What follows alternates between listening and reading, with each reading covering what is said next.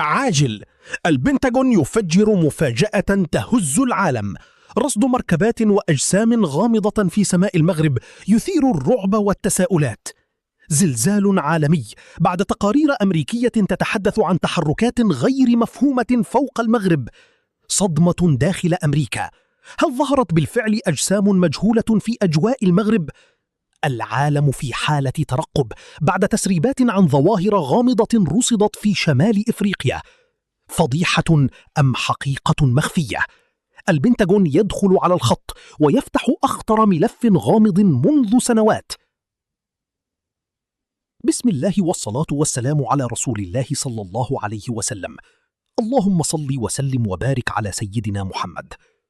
قبل ما نبدأ الفيديو ما تنساش تدعمنا بلايك قوي جدا وتشترك في القناة وتفعل زر الجرس، لأن اللي هنتكلم عنه النهاردة واحد من أغرب وأخطر المواضيع اللي انتشرت خلال الفترة الأخيرة.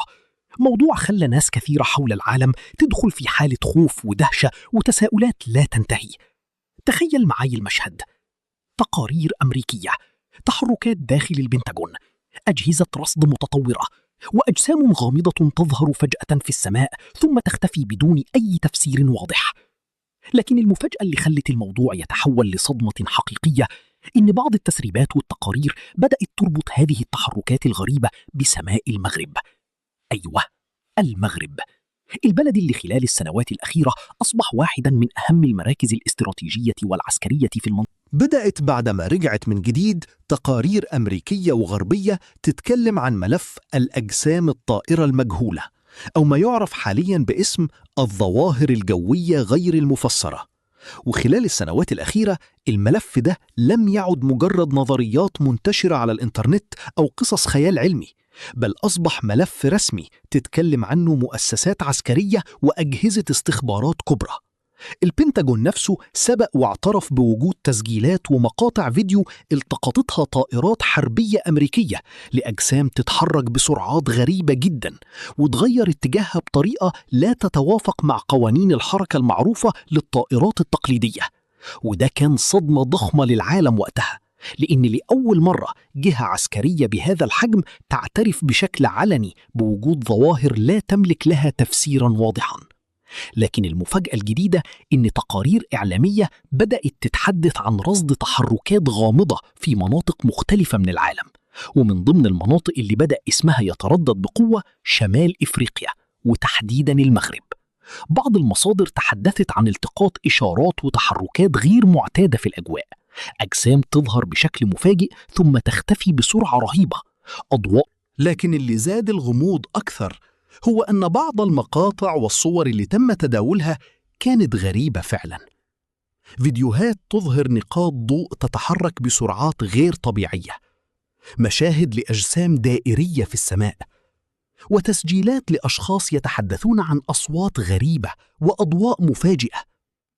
طبعا لا يوجد تأكيد رسمي لصحة معظم هذه المقاطع، لكن مجرد انتشارها بهذا الشكل خلق حالة ضخمة من الفضول والرعب عند كثير من الناس.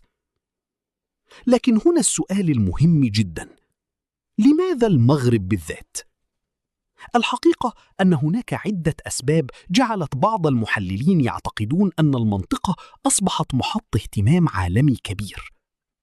المغرب خلال السنوات الأخيرة شهد تطوراً عسكرياً وتقنياً واضحاً جداً، بالإضافة إلى موقعه الجغرافي المهم المطل على المحيط الأطلسي وقربه من أوروبا وإفريقيا في نفس الوقت. وفي نفس الوقت هناك مناطق صحراوية واسعة جدا يصعب مراقبتها بالكامل، وهو ما جعل البعض يعتقد أن أي الظواهر الغامضة تظهر هناك ستثير اهتماما أكبر من المعتاد. لكن طبعا لا يوجد أي دليل رسمي يؤكد أي شيء من هذه النظريات. وفي خضم هذا الجدل بدأ البعض يطرح سيناريوهات أكثر إثارة.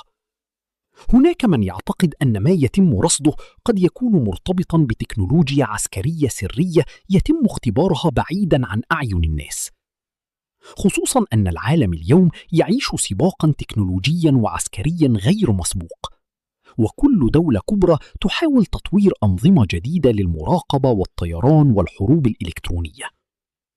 وفي المقابل هناك من ذهب بعيداً جداً وبدأ يتحدث عن احتمالية وجود حياة خارج الأرض أو مركبات لا تنتمي للتكنولوجيا البشرية المعروفة. وطبعا هذه النظريات دائما تثير الجدل والانقسام.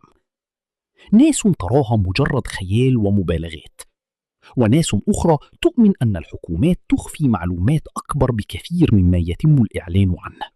والحقيقة أن هذا الملف بالذات أصبح واحداً من أكثر الملفات حساسية داخل أمريكا نفسها. الكونغرس الأمريكي عقد بالفعل جلسات استماع رسمية لمناقشة الظواهر الجوية الغامضة، وبعض الطيارين العسكريين خرجوا بشهادات صادمة جداً. أحد الطيارين قال إنه شاهد جسماً يتحرك بطريقة مستحيلة بالنسبة لأي طائرة معروفة، بينما تحدث آخرون عن أجسام تختفي فجأة من على الرادار ثم تظهر في أماكن أخرى خلال ثوان فقط. وهنا بدأت التساؤلات تكبر أكثر. إذا كانت أقوى دولة في العالم لا تستطيع تفسير بعض هذه الظواهر، فماذا يحدث فعلاً؟ لكن بعيداً عن نظريات المؤامرة والقصص المرعبة، هناك علماء وخبراء حاولوا تقديم تفسيرات أكثر هدوءاً ومنطقية. البعض قال إن كثيراً من هذه المشاهدات يمكن تفسيرها بظواهر طبيعية أو انعكاسات ضوئية أو أقمار صناعية أو طائرات حديثة جداً. لكن المشكلة أن بعض الحالات التي تم توثيقها رسمياً ما زالت بدون تفسير واضح حتى الآن، وده اللي بيخلي الملف يظل مفتوحاً للنقاش والجدل. وفي الحقيقة البشر بطبيعتهم دائماً ينجذبون للمجهول. أي شيء مرتبط بالفضاء، بالأسرار، بالأجسام الغريبة يتحول فوراً إلى حديث عالمي، خصوصاً في زمن الإنترنت والسوشيال ميديا، حيث تنتشر القصص بسرعة هائلة، ويبدأ الناس في بناء مئات النظريات خلال ساعات فقط.